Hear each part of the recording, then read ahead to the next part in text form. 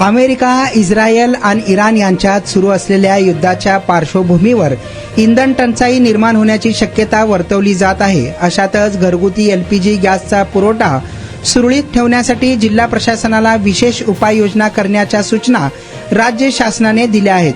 त्यानुसार सोलापूर जिल्हाधिकारी कार्यालयाने जिल्हा स्तरावर दक्षता किंवा फिरते पथक स्थापन करून गॅस वितरणावर लक्ष ठेवण्याचे आदेश पुरवठा विभागाला दिले आहेत.